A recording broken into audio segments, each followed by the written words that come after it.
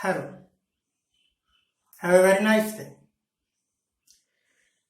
हमारे सुल्तान आजम ने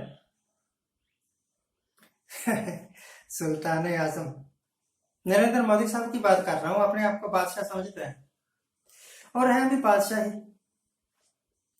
बादशाहों की सिर्फ एक निशानी होती है, वो अपनी मनमर्जी करते हैं। उनके वास्ते कोई ला नहीं होता, जो कुछ उनके मुंह से निकल जाए वही ला होता है। और यही काम मोदी साहब कर रहे हैं, इस करके भैया बादशाह सलामत। आज से बहुत वर्ष पहले जब नोटबंदी की, तब एक बात कही थी, कहने लगे कि मुझे सिर्फ 50 दिन दे दो,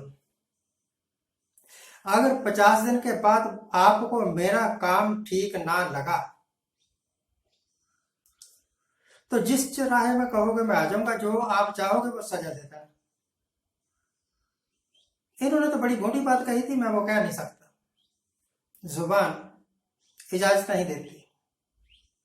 और मैं एक साधारण आदमी, आम आदमी, और प्रधानमंत्री के बारे में कोई लफ्ज कह दूं, कोई अंध भक्त उठ के मेरे ऊपर केस ही कर। खैर, ये बात ऑन रिकॉर्ड है, यूट्यूब में मिल जाता है कि 50 दिन दे दो, 50 दिन के बाद आप जो मर्जी कर लें। मैंने सोचा ये आदमी इतने बड़े चैलेंज करता है, ये तो वायदे का बड़ा पक्का होगा। ये सचमुच एक ऐसा आदमी है जिसकी आत्मा अभी जिंदा है। वक्त गुजरा, वक्त गुजरने के बाद पता लगता है हकीकत क्या है, जब हम सच्चाई के साथ रूबरू होते हैं। भाई साहब, आज 78 दिन हो गए हैं जिस वक्त मैं आपके साथ बात कर रहा हूं। 75-78 दिन हो गए। मणिपुर मेरे याद आता है, मणिकर्ण याद आ जाता है। हमारे यहाँ एक जगह है बड़ी अच्छी, मणिकर्ण, वो नहीं, मणिपुर जो स्टेट है, वहां की सबसे शर्मनाक घटना जो बीजेपी के राज में अंजाम दी गई, उसको 2 महीने से ऊपर गुजर चुके हैं, 2.5 महीने गुजर चुके हैं। साहब को मणिपुर का कोई चौराहा, कोई चौक याद ही नहीं आया।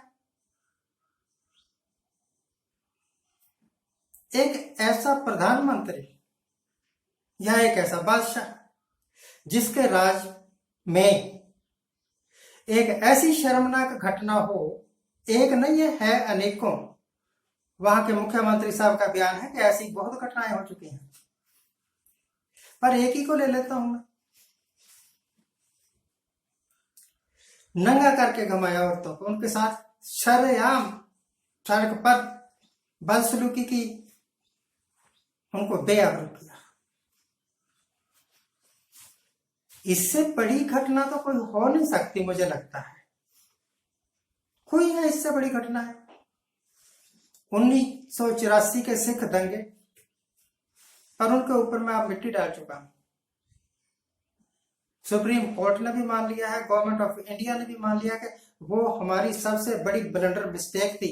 और सोनिया गांधी ने जाके माफी भी मांग ली, राहुल गांधी ने भी माफी मांग ली। हमारे सबसे उच्च स्थान गोल्डन टेम्पल में अकाल तख्त साहब पर 50 दिन क्या, अब तो 78 दिन हो गए। 78 दिन बाद ही आप माफी मांग लेते। मणिपुर की औरतों से जाके माफी मांगिए कि मेरे राज में, डबल इंजन की सरकार में आपके साथ जो बदसलूकी हुई है वो मेरे कारण हुई है। कर सकोगे ऐसा? प्रधानमंत्री साहब, क्या आपके अंदर एक आत्मा है, जिंदा आत्मा? क्या वो आपको झंझोड़ती नहीं कि आपके राज में औरतों को नंगा करके घुमाया जाए और आप कभी राजस्थान, कभी ऑस्ट्रेलिया और कभी अमेरिका, कभी जर्मनी के दौरे करते फिरें? आपके इन दौरों का कोई मतलब नहीं है, आपकी इन स्पीचों का कोई अर्थ नहीं है। स्पीचें तो पहले भी आपने बहुत दी, रैलियां तो पहले भी आपने बहुत संबोधित की, क्या कभी आपने अपने राज्य में हुई जो दुर्घटनाएं हैं, गोधरा कांड फॉर एग्जाम्पल, गुजरात के दंगे फॉर एग्जाम्पल, आपके राज्य में जो पुलवामा जैसे कांड हुए, इलेक्शन जीतने के लिए जो सर्जिकल स्ट्राइक किए गए जिनका कोई अर्थ ही नहीं था, क्या कभी उनके बारे में, या जो सबसे बड़ी ब्लंडर मिस्टेक 1000 का नोट बंद के 2000 का नोट चला के इकोनॉमी को पैरालाइज कर देना, या उससे भी बड़ी मिस्टेक साई ने डाई, इसको इनडेफिनेट बोल सकते हैं, वैसे इनडेफिनेट पूरा ठीक लफ्ज नहीं है, लगातार कर्फ्यू चलता रहा, इकोनॉमी फिर पैरालाइज हो गई। क्या यह सब कुछ आपके राज्य में नहीं हो रहा? क्या आपको इसके बारे में शर्मसार नहीं होना चाहिए? आप तो कहते थे कि मैं वो कर दूंगा जो पिछले 70 साल में नहीं हुआ, परंतु जो आपने ये 9 साल में किया है, ऐसा तो कभी हो ही ना, भगवान करे कभी ना हो। अब मुझे समझ आती है कि एक हार्वर्ड का पढ़ा हुआ, हार्वर्ड को मारो गोली, एक पढ़ा लिखा MA PhD हमारे प्रधानमंत्री 5 सब्जेक्ट्स में PhD करके बैठे हुए थे। हमारे राष्ट्रपति ऐसे भी हैं जिन्होंने 16 सब्जेक्ट में रिसर्च की, वो थे देश के हीरे। पढ़े लिखे प्रधानमंत्री में और अनपढ़ प्रधानमंत्री में फर्क क्या होता है, ये मुझे अब समझ आ रहा है। अनपढ़ प्रधानमंत्री अपनी हर एक गलत को भी अपने गलत लॉजिक से सही साबित करता है, और प्रधानमंत्री अपने सही किए हुए कामों की भी तारीफ अपने मुंह से कभी नहीं करता।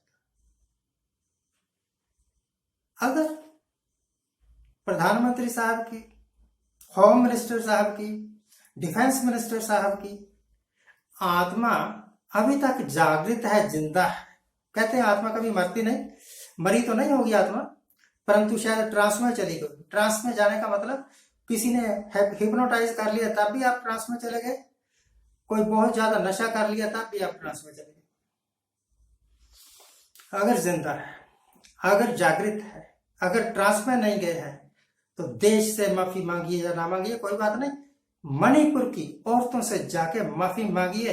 ये वो औरतें हैं जिनको सुप्रीम कोर्ट में जाके गुहार लगानी पड़ी कि हमें इंसाफ तो चाहिए, परंतु सुप्रीम कोर्ट के जज साहब हमारा नाम उजागर ना करना। एक ऐसा देश जिसमें इंसाफ लेने के लिए नाम को भी छुपाना पड़े, वो देश रहने के काबिल है क्या? अपनी आत्मा से पूछिए। Thank you very much for watching, keep watching, please subscribe my channel.